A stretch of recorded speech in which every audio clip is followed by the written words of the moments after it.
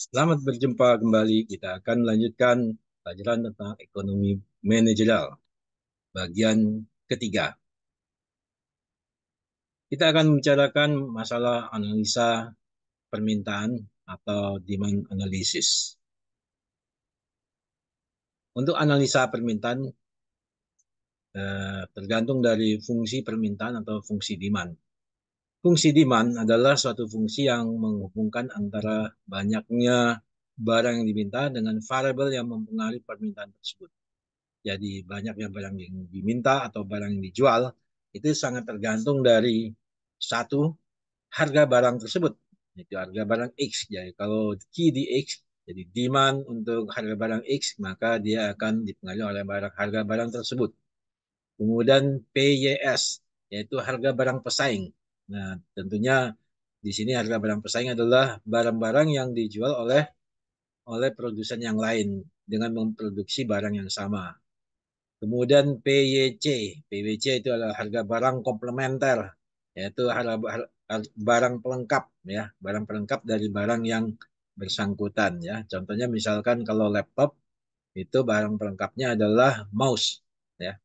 Kemudian tergantung dari income masyarakat. Ya, jadi pendapatan masyarakat juga akan mempengaruhi demand dari satu barang tertentu. Kemudian S, selera. Jadi selera masyarakat mempengaruhi juga ya. Kemudian M, mutu, mutu dari barang dan sebagainya ya. Jadi sebetulnya bisa banyak sekali untuk membentuk fungsi permintaannya. Ya, tentunya makin banyak variabelnya makin bagus. Tapi nanti kalau makin banyak variabelnya akan terlalu susah untuk membuat suatu analisa bisnisnya ya, menjadi semakin rumit ya. Biasanya orang hanya membuat fungsi demand itu harga barang tersebut, harga barang pesaing, harga barang komplementer. So, dan juga income bisa dimasukkan. Namun kalau untuk yang lainnya itu bisa dengan analisa marketing, analisa pemasaran tertentu ya. Nah, itu fungsi permintaan.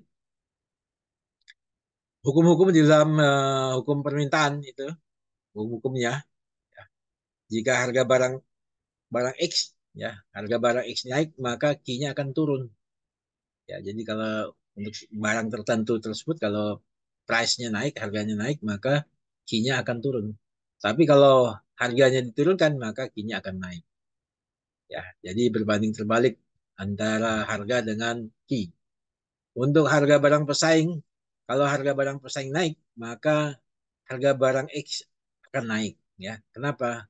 Karena harga barang X-nya lebih rendah daripada harga barang S. Ya, kalau harga barang pesaingnya turun, maka harga maka Q X-nya akan turun ya. Ya, jadi akan mempengaruhi. Jadi dia berbanding lurus ya. Kemudian kalau harga barang pesaing naik, harga barang kompetitor naik, maka harga barang Q-nya akan turun. Nah, berbanding terbalik ya. Kemudian kalau harga barang komponennya turun, maka Q-nya akan naik. Kemudian kalau income masyarakat naik, maka kemungkinan permintaan itu akan naik atau demand akan naik. Kemudian kalau income masyarakat turun, maka permintaan juga akan turun. Ya. Kemudian N, populasi. Kalau populasi naik, maka kemungkinan permintaan juga akan naik. Ya. Oleh karena itu ini akan menjadi suatu tujuan dari pemasaran dalam mempromosikan barangnya itu di tempat daerah yang penduduknya banyak. Ya. Kalau N-nya turun, maka Q-nya akan turun. Ya. Tapi ini jarang sekali kalau N-nya turun. Biasanya kalau kalau masyarakat itu bisa naik ya, karena yang lahir itu jauh lebih banyak daripada yang meninggal ya.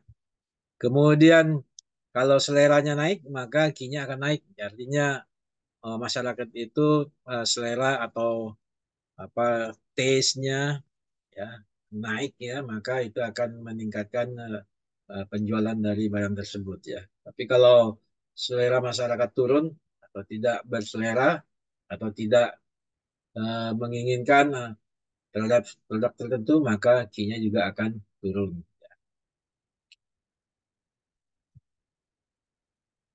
Jadi itu beberapa dari variabel. Kalau mutu, M itu mutu ya, kalau mutunya naik, kualitas barang tersebut naik, maka permintaannya juga naik. Kalau mutunya turun, maka permintaannya akan turun. Dan ini banyak terjadi ya. Jadi banyak terjadi. Jadi tentunya hukum dari teori permintaan ini tergantung dari jenis barangnya. Kemudian tergantung dari masyarakatnya, ya, masyarakatnya, ekonomi masyarakatnya juga ya. Tergantung dari selera dari masyarakatnya. Jadi dilihat-lihat ini produk apa yang akan dijual, yaitu maka variabel apa yang akan dimainkan untuk membentuk atau untuk menghitung fungsi demand-nya. Nah, kurva demand, kurva dari fungsi demand tadi itu kita akan membentuk kurva demand. Untuk kurva demand itu umumnya orang mempermudah variabelnya. Dengan mempermudah variabelnya adalah dengan hanya memandang atau melihat dari variabel harga barang tersebut saja, sedangkan variabel lain dianggap tetap, ya, dianggap tidak berubah, relatif tidak berubah, asumsinya demikian, ya. Nah, kurva demand, jadi uh, kurva demand dinyatakan dengan Q dx sama dengan fungsi dari harga barang tersebut, ya. Atau secara eksplisit ya rumusnya ya adalah Q dx sama dengan A minus B kali PX. B itu adalah kemiringan daripada kurvanya atau garisnya ya. Dan ini bisa kita hitung dengan menggunakan regresi sederhana ya.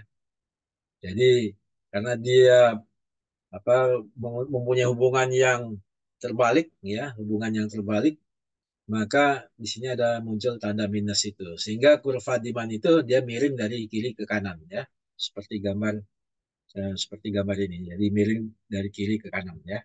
Jadi itu kurva demand. Oke, jadi itu tentang demand, fungsi demand dan demandnya.